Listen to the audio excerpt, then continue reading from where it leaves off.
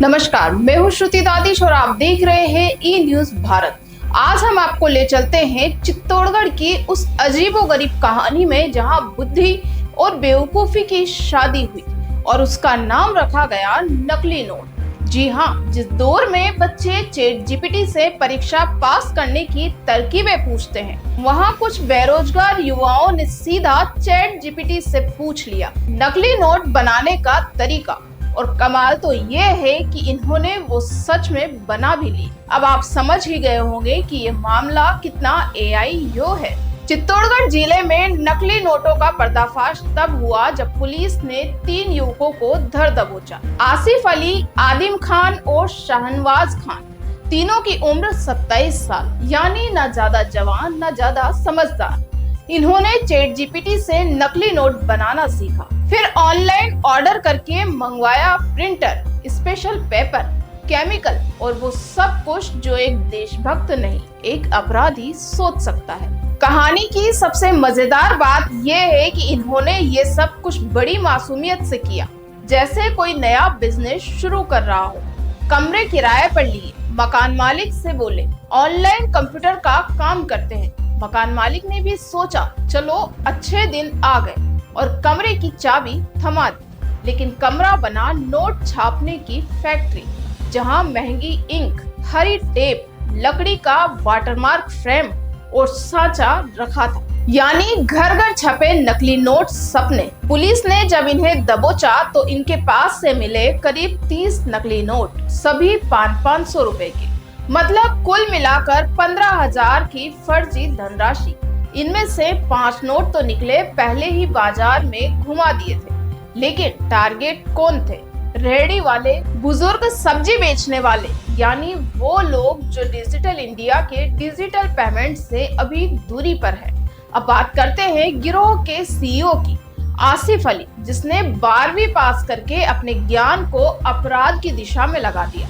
उसके साथ ही आदिल बीए पास और शाहनवाज भी 12वीं पास थे।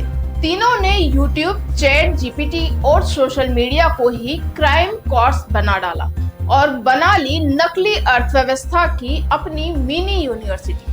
पूछताछ में इन्होंने कबूल किया कि नकली नोट चलाने के लिए चित्तौड़गढ़ शहर के पाओटा चौक जैसे इलाकों को चुना, जहां सीधे साधे दुकानदार होते हैं। वहीं जाकर 500 रुपए का नकली नोट थमाते और 30-40 रुपए की चीज खरीद लेते।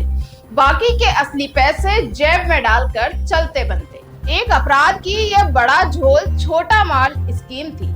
आने जाने के लिए फर्जी नंबर प्लेट वाली बाइक का इस्तेमाल करते थे। और हाँ, इन्होंने चित्तौड़गढ़ में भी एक किराए का कमरा ले रखा था।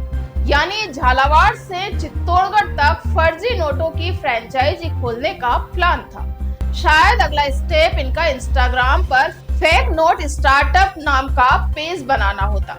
अब सोचिए, जहां बेरोजगारी पर सरकार चुप है, वहीं ये 3 बेरोजगारों ने अपनी जुगाड़ टेक्नोलॉजी से नया स्टार्टअप खड़ा कर लिया। बस फर्क इतना था कि ये श्रम रत्न अवार्ड के नहीं, जेल यात्रा के हकदार बन बैठे। जब पुलिस ने कमरे पर रेड मारी तो वहां का नजारा किसी फिल्म सेट से कम नहीं था। एक कोना नोट छापने का, दूसरा साचा काटने का और तीसरा आत्मा बेचने का। थानाधिकारी प्रभु सिंह चुंडावत ने पूरे ऑपरेशन को अंजाम दिया और जानकारी दी कि गिरोह का मास्टरमाइंड आसिफ है। उससे 500 के 13 नकली नोट मिले, आदिल से 6 और शाहनवाज से 11। सभी नोट एक ही सीरीज के थे, यानी जो नकली थे उनमें भी एक रूपता थी। इतनी कंसिस्टेंसी तो असली सरकार के वादों में भी नहीं दिखी। अब सोशल मीडिया पर लोग पूछ रहे हैं, क्या चैट जीपीटी जिम्मेदार है? तो जनाब, कुल्हाड़ी से अगर कोई खुद को मारे तो क्या आप कुल्हाड़ी को दोषी ठहराएंगे? इंटरनेट पर ज्ञान भरा पड़ा है और आप संस्कार सीख सकते हैं या संस्कारों का खात्मा भी।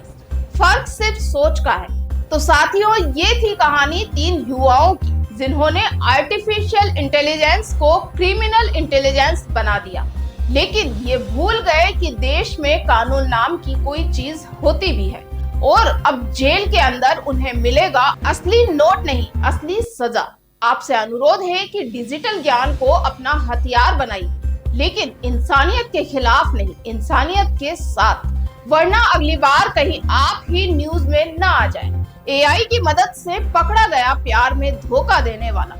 मैं हूँ श्रुति दादिश, मिलूंगी एक नई सच्चाई, एक नई सोच के साथ। तब तक नकली नोटों से बचिए, नकली लोगों से बचिए और जुड़े रहिए हमारे साथ सच्ची, चटपटी और बेबाक पत्रकारिता के लिए।